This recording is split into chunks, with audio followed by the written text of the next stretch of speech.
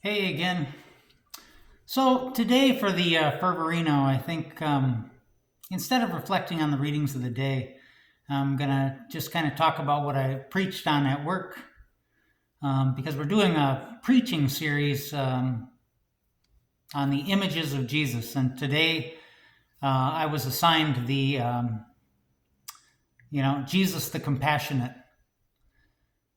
And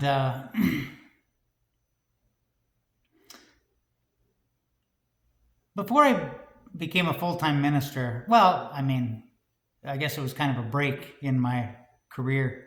I was a high school teacher.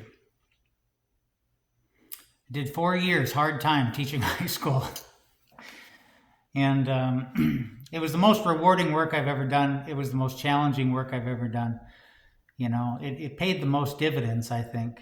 I still run into students from time to time that remember me, and, you know, um, I think most of them had a positive experience. Um, but it was a very stressful job, which is why I didn't stay in it. And, every now and then teachers would get together and we always tell war stories and stories to encourage one another. And one of those stories um,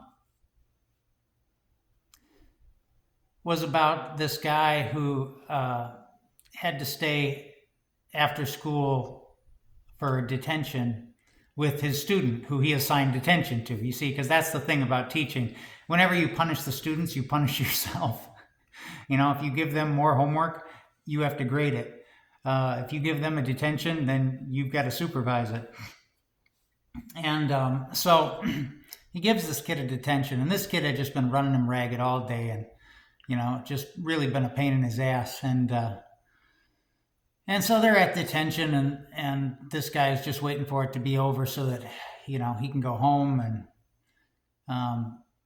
but he walks down to the vending machine to get a snack and takes the kid with him. And the kid is standing there at the vending machine with him, and he asks the kid, "So what do you want?"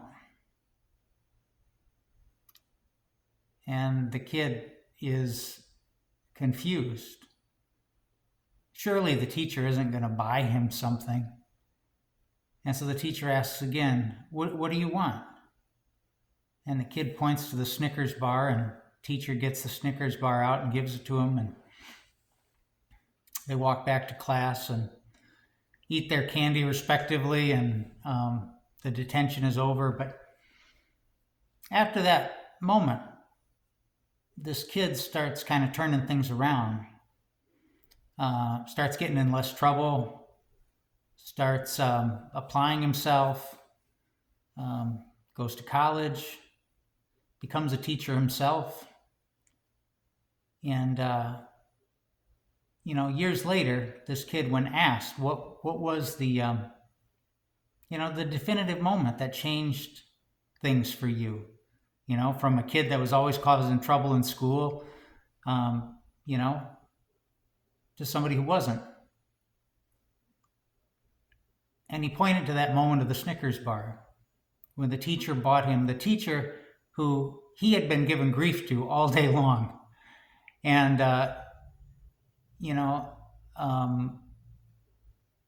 that teacher saw beyond all of that stuff and just got him a Snickers bar. Nobody had ever gotten him anything before, and he really felt like he didn't deserve it. And it was his first experience of grace, a gift,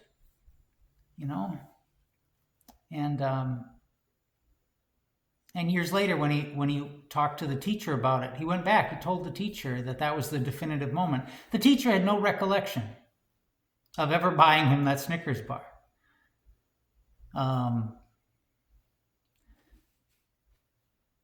And it just got me thinking about, the habits that we have. We have habits of kindness. We have habits of rudeness. Most of them are unconscious. We don't know the good that we do. We don't know the evil that we do. Um, in Matthew 25, the gospel where Jesus says, um, come into the kingdom, you who have been blessed by my Father, because, I was hungry and you fed me, and I was thirsty and you gave me drink, and I was a stranger and you welcomed me, and I was sick and in prison and you visited me. And the blessed say, I don't remember. When did I see you hungry? When did I see you thirsty? When did I see you sick and in prison? Um,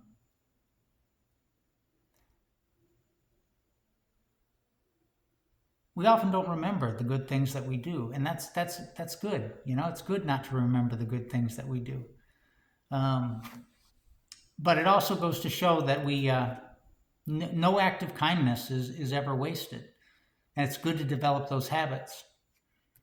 I was recently called. I was called to the bedside today of somebody who was um, dying, and the person that was with her, the family member, was asking about what priests came in to celebrate mass at the nursing home where I work, and I told them, I said, I don't know if you know him, but this is Father Joe and Father Ed, and he goes, oh, Father Joe. And he goes on for about 10 minutes telling stories about how Father Joe was at the bedside of his brother when he was passing. And, Father Joe did this, and Father Joe was the salt of the earth, according to this guy. And I'll bet you Father Joe doesn't remember half of the stuff that he did for this gentleman, because it's part of his job to do it all the time. We have another priest, Ed, who's a good friend of mine. And again, the other day he was walking out of church, and there was a woman in her wheelchair, and she grabs his hand and she says, I just want you to know it's my birthday. And he reaches into his pocket and he says, my grandfather always did this. Whenever it was somebody's birthday, he says, my grandfather would always give them some money. And so I'm going to honor my grandfather today. And so he reached into his pocket and he gave this woman, a few dollars. And she has no way to spend it. She's a nursing home resident with, she's not a lot of cognitive functioning, and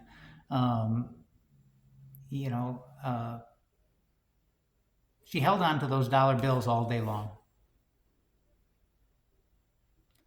Made her day. And Ed was in a habit of doing things like that, because I've seen him do it lots of times. And he doesn't know the good that he does. So when I think about the compassionate Jesus, the compassionate Jesus is going around sowing seeds, watering seeds that are already planted, and never looking back, never knowing the power of all of those good deeds that he does. And I was thinking about those two old priests that I watch all the time. Back when I was teaching high school, I had a wise principal that said, the kids may not remember what you say, but they will always remember what you do.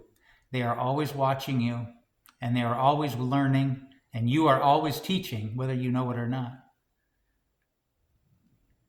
And these two priests are teaching me, yet I'm 50 years old and I'm learning how to be a minister.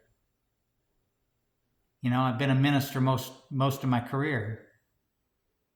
And yet I watch these two gentlemen work, and I say, I want to be like that someday. See you tomorrow.